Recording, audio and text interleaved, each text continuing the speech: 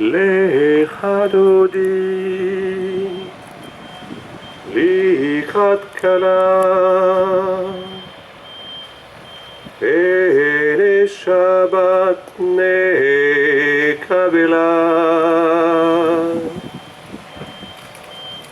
Lecha dodi likrat kala Ele Shabbat nekabela.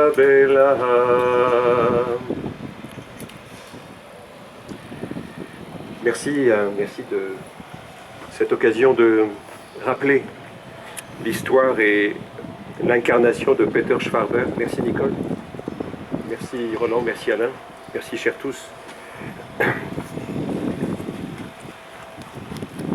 Le Lecha Dodi, c'est le chant, certainement le plus important dans la tradition juive, qui ouvre le Shabbat. Et le 13 février 1349, c'était un vendredi soir. Alors, ce chant-là est un petit peu décalé, puisqu'il a été créé après le massacre de 1349, mais je me suis autorisé à le chanter parce que nos frères juifs de l'époque, sans doute 1 millier ou 2000, avant d'être rassemblés et brûlés place de la République, ont certainement dû entonner un chant de ce type, le 13 février 1349. Le cercle Tafel, dont tu soutiens la destinée, Nicole, avec Michel, depuis l'origine, est un cercle, vous le savez, de mémoire. Mais nous nous sommes rendus compte de l'existence d'une concurrence des mémoires. Et nous avons toujours cherché à les dépasser en allant vers, modestement, l'universel. Et l'universel, à chaque époque, nous est indiqué par ceux et celles qui occupent les marges de la société. Quelle que soit la bienveillance de cette société, il y a toujours à la marge des gens qui incarnent la fonction du bouc émissaire. Et le cercle Tafel a toujours cherché à prendre soin de cela, en tant qu'éclaireur de ce qui arrivera à nos propres enfants dans la société en question, 1, 2 ou 3 générations plus tard, si nous ne prenons pas soin d'eux. Et dans le cadre du cercle Tafel, nous avons essayé de reconstituer le nom des 86 victimes du professeur Hirt en 1943 au Struthof, et François Hollande est venu inaugurer une plaque à la chambre à gaz du Struthof. Ça a été le premier président de la République à entrer dans cette chambre à gaz. Raphaël Toledano nous a permis de connaître le nom des 4 tziganes, victimes des expérimentations sur le phosgène des meilleurs médecins du monde. Le cercle Tafel a mis en lumière le fait que nos collègues allemands, ayant adhéré au nazisme à partir de 1933, n'étaient pas les fous et les criminels qu'on a voulu, dont on a voulu les qualifier, mais les meilleurs médecins du monde.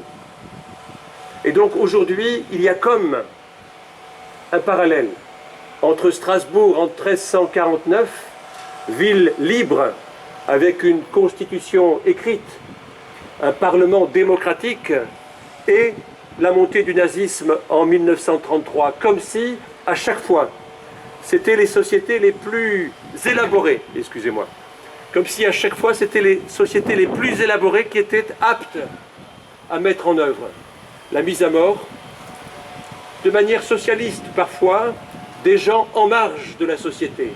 Et donc ces 2 exemples, Peter Schwarber en 1349, associé à 2 autres membres du Conseil strasbourgeois, Konrad de Winterthur et Gauss Sturm, ça fera l'objet de 2 autres plaques peut-être à l'avenir.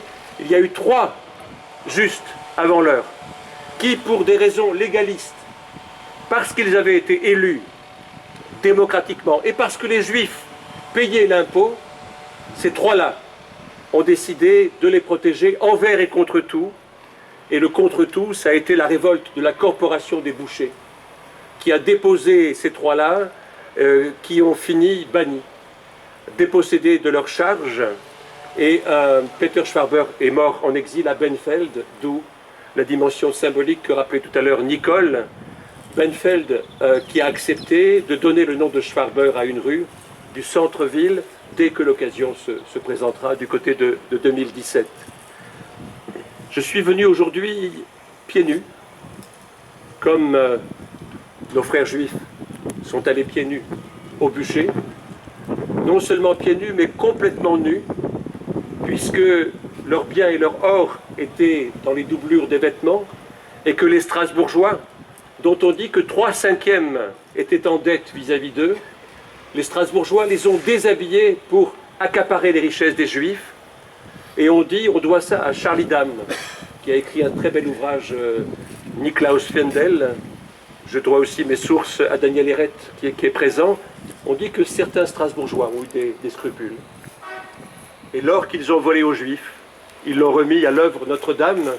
Donc une partie de la cathédrale de Strasbourg a été construite grâce à l'argent et à l'or des Juifs. Qu'est-ce qu'aurait dit Peter Schwarber s'il était là aujourd'hui? Il aurait probablement dit pour les morts, on ne peut plus rien faire. Laissons les morts en paix et accomplissons leur espoir. Je tiens à cette parole de Éric Musam, un des premiers résistants au nazisme, mort en 1933, en camp de concentration. Qu'est-ce qu'il aurait dit aujourd'hui? Il aurait dit comme le rabbin Warschawski, dont on a inauguré une plaque près du cimetière de Cronenbourg, qui, au soir de sa vie, est allé, dans le cadre des rabbins pour la paix en Israël, militer pour le droit des Israéliens et militer pour le droit des Palestiniens. Il aurait dit, Peter Schwarber, que nous sommes en devoir d'accueillir les réfugiés syriens, les réfugiés du monde entier, les réfugiés qui, pour des raisons économiques, cherchent asile chez nous. Il n'y a pas d'asile indigne. L'asile économique doit être compris dans les conditions de l'accueil digne de nos frères qui souffrent à travers le monde. Il aurait peut-être dit cette prière que j'ai écrite pour l'occasion et sur laquelle je vais interrompre mon intervention pour laisser la parole à Roland.